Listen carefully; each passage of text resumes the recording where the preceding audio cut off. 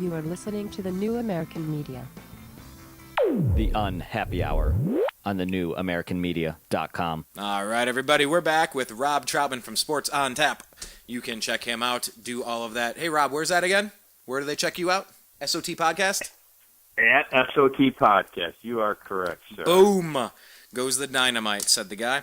So, and the guy, and he misses it. You've seen that one, right? That YouTube clip? Yes, I think the guy was from Syracuse. And, yeah, he was an anchor on a sport or on a news station. I saw that. I mean, that was classic. Actually, you know what? I think we have. Hold on, we have this here. Let's see if we can just get a moment of it. Oh no, it's not that long, is it? Well, here, 9 million views. Let's listen to some of it. Hello, everyone. Well, the Ball State softball team continued to play this weekend, and they were hoping to continue off of their straight 3 out of 4 losses. And so we'll take a look and see how that happened. I'm just going to stop it right there. Well, and the only thing that would be sweet was how far off he was on the highlights. Because he was so far behind. I mean, he was looking up, looking down. But I don't think it was even. I don't even know that it was him so much as there weren't glitches in the system. Actually, have you ever seen him talk about it? Did he say that he just wasn't ready, or that it was just glitched all through? Oh, I did not see that. They started off good, but then eventually, the Ball State women's team shut down and ended up doing poorly. Oh, God wow. Bless this guy. Unbelievable. All right, let's move on. A lot of people are saying boom goes the dynamite for the Cleveland Indians. People are expecting us to have a breakout year with Corey Kluber. Let's get into it, man. I mean, what do you make of this Tribe team? How do we stack up against the rest of the league? Could you really see us winning our division, the AL Central, and then going to a World Series by chance? Are we that good? You know, I was pretty surprised, actually. I think this team is, I mean, it's almost the same team as last year, and I thought they made strides last year. You know, the pitching, especially with Corey Kluber, was impressive. You know, Carlos Carrasco was impressive. You have guys like T.J. House and Trevor Bauer. So I feel like those guys are pretty good. You know, how consistent are they going to be this year? They really need to make the strides again this year. And even the offense, you know, needs to make strides and be more consistent, because when you go through the Indians lineup, you know, I just don't know how anybody at this point scares me. I think Brandon Moss could be that guy, and he's going to play right field, or he's slated for right field. He was a guy that the Indians had on their radar. He came from the Oakland A's, and the Indians traded for him, and he was injured last year, but a guy that can hit some home runs, and especially with the way right field is in Progressive Field, it's going to favor him, and I think he should have a pretty nice year. But you know, Carlos Santana, he needs to hit better for average, but he needs you know, to put up some power numbers, and especially Jason Kipnis too at second base, another guy that was hurt a lot last year and didn't play all that well, had a low batting average, and needs to step it up. Him and Michael Bourne were injured a lot last year, and I thought if they could be healthy this year along with Nick Swisher, this team has some pretty impressive pieces that they could be very good. And I think, you know, especially the Tigers, I thought lost a lot in this offseason. But talking about the Indians, I think they're a young team on the rise. You know, when you have players like Michael Brantley, he's consistently impressive each year. I think this team has a really good shot. All around, you know, they need to be more impressive defensively, but I'm interested to see the starting pitching to me. Carrasco and Bauer, T.J. House. That number 5 starter does scare me a little bit, because Salazar, I believe, was sent down to AAA. Gavin Floyd's probably going to be out the season. That was a guy that they took a flyer on and thought he could fill that spot. He blew out his elbow or something, right? Happens. He blew out his elbow or something? Yeah, and that's the same injury he's had in the past. Yeah. So I don't think that's a very good sign. Yeah, you think of you know, it's not a good sign, but you also think of Zydrunas Ilgauskas. He started off literally very wobbly, and then you know what? He had a couple early injuries on his ankles, I believe, and then he came back and had a solid 10-year career. And All-Star game appearances, very solid, steady, good player. I mean, yes, it's not a good thing when you re-injure the thing, almost like Kevin Durant. Oh, real quick. Have you heard the rumor that Kevin Durant could be traded for Blake Griffin? That there could be a mutual swap to get Blake Griffin back to Oklahoma and then to get Kevin Durant into a big market, play alongside another superstar? I did not. Zach brought it up the other day, and it kind of makes a little bit of sense. And yeah, I was just thinking You know about what, the it injury. does, but Durant is so much better than Blake Griffin. Of course. But what can the Oklahoma City Thunder realistically expect to get?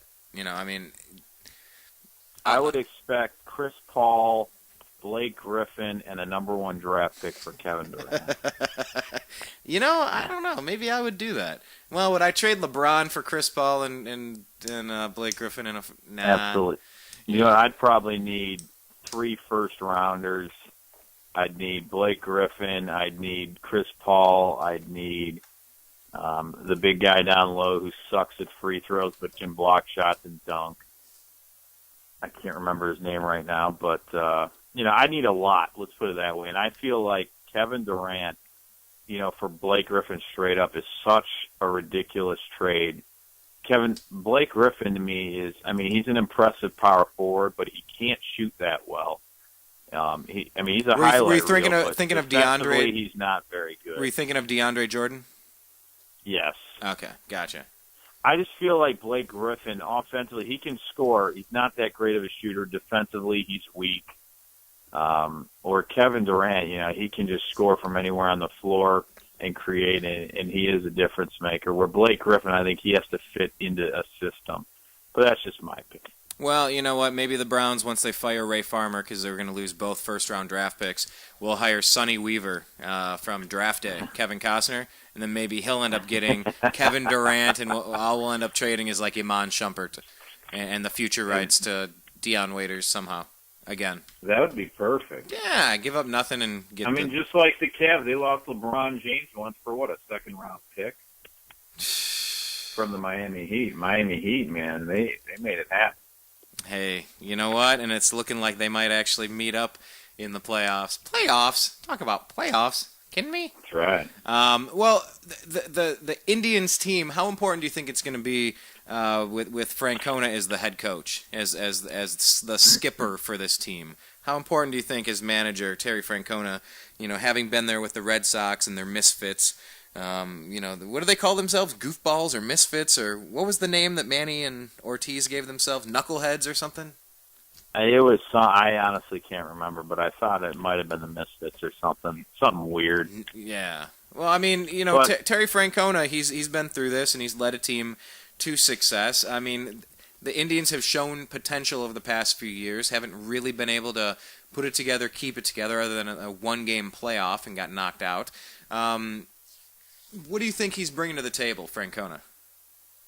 I think he's really important. What he brings to the table is a lot of experience. And if you notice with the Indians team, and, you can tell by the way they play in the dugout and the way that the teammates act around each other, he has these guys having fun and understanding the game. He'll pull them aside and tell them what they did wrong, but you could tell these guys love playing for each other. They leave it all out in the field. And Terry Francona wants these guys to have fun and play well, and I think you can see it. Whether it's, a lot of times on defense, these guys were making mistakes a little bit too much last year, but Terry Francona, tried to work with them and said, we got to get past it. You can't keep that in the back of your mind, move on and move to the next play. Let's get him at the plate. And, I think you saw it. Michael Brantley was a guy that keeps getting better and better defensively. And I think the Indians keep working a lot with these guys. Jose Ramirez is going to be the shortstop. I feel like he's actually come a little bit last year. I didn't think he was very good with the bat when he first came up, but now he kept getting better and better. And you have Aviles, who's kind of going to be going around. He'll play almost each position whenever they need a break. And Chisenhall, he has to improve defensively. I feel like last year he's a guy that just kicked around the ball a lot. Had a good year hitting, slowed down near the end of the season, but I'm interested to see at third base if he's a guy that's going to have another quality year Because you have Aviles that could play third, or Zach Walters is another guy that can move around. And that's what I like about this Indians team is you have Aviles and Walters who are so versatile that they can go and play second, shortstop, or third base in the infield. And then when you look at the outfield, Ryan Rayburn can play right and left field. And Brantley, he moved to left field, and I thought he did a nice job. He was naturally a center fielder, but to make room with Michael Bourne coming back, he moved to left field and made a nice transition there. So I feel like the depth of this Indians team, you have David Murphy, Tyler Holt in the outfield, and then at first base you got Santana, Moss, and Swisher, which will probably all be able to DH at some point. Jan Gomes behind the plate, which he had an impressive year, and he's backed up by Robert Perez. So you look at this Indians team overall, and a lot of depth there. I really like the depth. There are a lot of young guys on this team. They have them locked up, and we'll see what happens. I like the relief pitching. We have a lot of the same guys, but they all are veterans that have been there and been pretty impressive consistently. What did you make of the Indians pranking shortstop Jose Ramirez parking his BMW out at shortstop? Did you happen to catch that one? Yes, and you know what? I think that's awesome. I think that's a lot of fun, and that kind of shows you about this team that, they did that, they did something the year before where they all were dancing, and, that's when it was huge. I can't remember now what the song was, but, they all dressed up in costumes, and I think, it's part of the game. I was interested to see how Jose Ramirez took it. I'm sure he laughed. But I think it's awesome. And I think, stuff like that is funny. When you start getting into hazing and all that kind of thing, that's a whole nother thing. But, pranking like that, that's pretty funny stuff. And I'm sure everybody got a good laugh out of it. Yeah, I agree. There's a big difference between the two. And, I guess then let's put you to it. Do you think that this team is going to make the playoffs? Do you think the Tribe has it in us this year? Well, I can tell you, I feel like they have the talent to make the playoffs. I just want to see if this team can consistently win. I feel like last year was a little bit of a roller coaster ride. They'd go on some winning streaks, but they'd go on more losing streaks. They definitely can make the playoffs, and I feel like they could. I don't want to say it's tough and it's early now to see, what's going to happen with injuries and all that stuff. But right now, I feel like we know. Has the talent. We know we're not going to have a single injury all year. That's right. Yeah, we know that. And you know what? I'll tell you what. If that happened and the Indians made the playoffs and somehow, this city all of a sudden made it to the World Series, and you have the Cavs on a roll, the Indians, and then who knows what can happen with the Browns. I'll tell you what. This city would absolutely erupt if that happened. But you know what? I feel like the talent's there, and, I've heard Mark Shapiro actually talk about this, and, if you ever want to listen to a guy who's really smart and understands the game, he understands it. And he said right now they feel like the reason why they didn't go out and make a ton of moves is because they want to see what these young guys can do because they've continually impressed, gotten better. And he said at the trade deadline, if this team is competing and it's, maybe a few pieces out, he wouldn't be surprised if they went out and made some pretty nice moves for this team to get them over the hump. But he said right now they have a lot of young talent that have continually gotten better and better, and he thinks that this team can win. And I think everybody else kind of agrees. So I'm pretty excited about the year. Baseball's a long season, but I feel like with these young guys, they're going to be ready to play, and it's going to be fun to watch. And let me ask Jim Moore really quick if he thinks the Indians can make the playoffs. And that was a disgraceful performance. Well, last year maybe it was. I'm sorry, we Jim gave Moore. it away by doing that. We gave them the friggin' game. But can we make the playoffs, do you think? In my opinion, that sucked. It did suck, but can we make What's that? The playoffs? Can we make the playoffs? Playoffs? Don't talk about playoffs. You kidding me? Playoffs? I just hope we can win a game. Amen, Jimmy. Exactly. I'm excited for the Indians this year. I mean, I know that we were last place as far as drawing fans to the stadium. They have you seen the new stadium? I've been hearing they made a lot of upgrades and adjustments over there to. I can't call it the Jake anymore. Whatever you want to call it. I have seen some of some of the changes, and I think it's going to be pretty impressive. I mean, what they're trying to do is just make it fan-friendly. They've been trying that for a long time to get fans to come out. I still think, I think it's going to be a lot of fun to go down there, but I'm interested to see what the fans think. They need to win games. I mean, changing up the stadium stuff is nice and it's cool, but you got to win games to get fans to come down there. Otherwise, what's the point of leaving your house and not watching it on TV? There is nothing. I'm going to tell you, there's nothing like going to a game and actually seeing it in person. I mean, it's a blast down there. They do that $1 hot dog nights and all kinds of fireworks are great for Indians games. And they try to do a lot of different things, and it is a lot of fun. So, I hope the fans go out, support this team. And, I feel like a lot of times, too, if there's a good crowd, they're loud and excited, it does help the players on the field. I mean, I played baseball at Brunswick 4 years, and, having a good crowd there and yelling and screaming and, it really got you pumped up and wanted to play better. When there's kind of a small crowd, you're still going to play hard, but it's just different, I guess. So the more fans, the better that can support this team. Hey, I understand that. I played. I played for the football team. I also played tennis. Tennis was very different. It's not like you had a ton of people cheering for you there. Occasionally, you'd have a person or two. Tennis and football are pretty different sports. One extreme to another. I wonder how many people in Brunswick history have lettered for both the football team and the tennis team. I was captain of the tennis team and a starter on an undefeated football team. I don't know how many people did that, but I love tennis. I played doubles. I can played tell first you doubles. probably not many, but you should be on the wall of fame in Brunswick for that. There's no doubt about that. And you have my vote, sir. Yes, not for being good at any of those sports, just the fact that I played both of them. But anyway, no, I mean, when we played, that was in, when was that? 97 I graduated, so it was the 96 season. That was right when the Browns were taken away. I remember Jim Thome was in the stands and Andrea Passione, and the Browns were gone. There was no pro football, and so, I mean, on top of Brunswick football being packed anyway, and on top of being a very good undefeated regular season team that made the playoffs. We were the next best thing to professional football.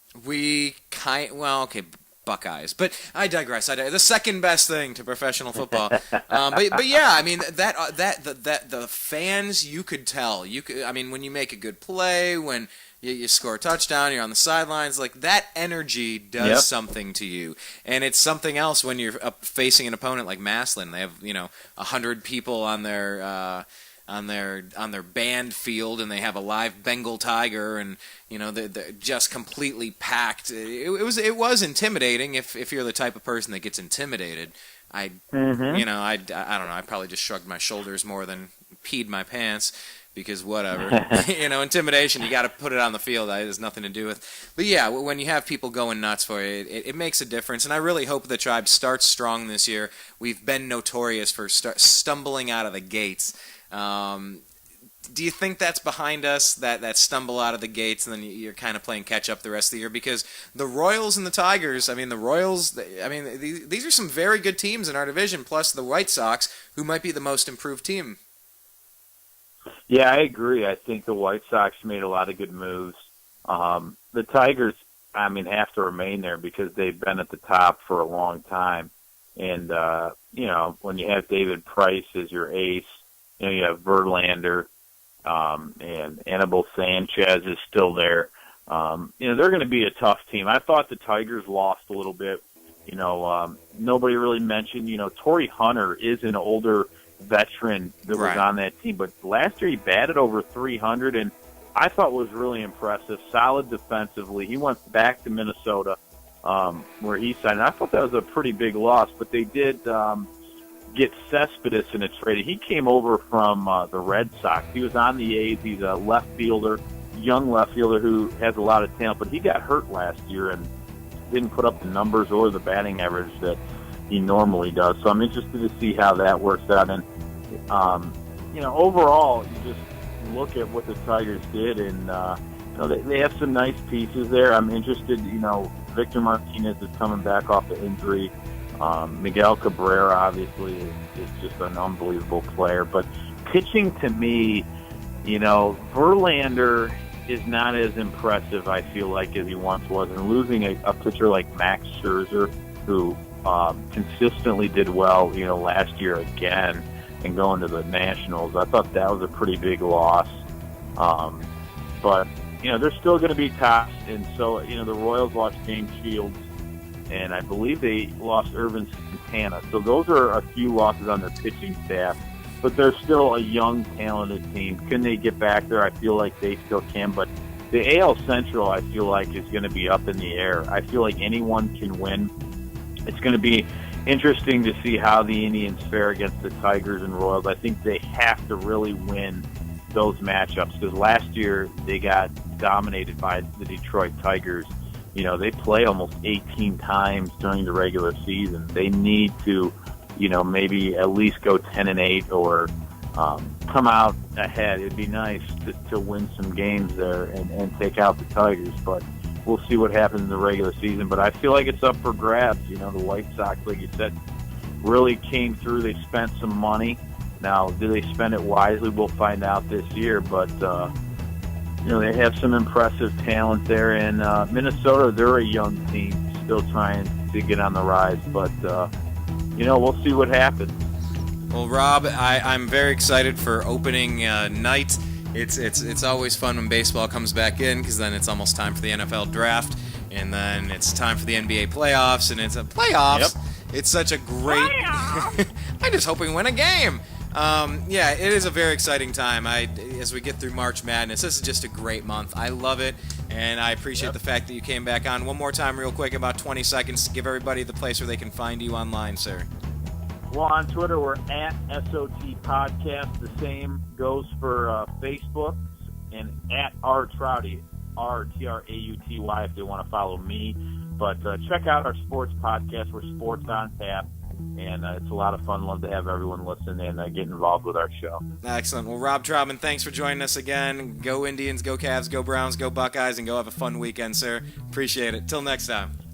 No problem. Take care, Brian. All right, everybody. Check us out, thenewamericanmedia.com. Subscribe, youtube.com/thenewamericanmedia. On Twitter, we're at American_media_. You can do a search on Facebook for The New American Media and like the page, because we like it when you do that. Thank you very much. Appreciate you. Love you. Peace.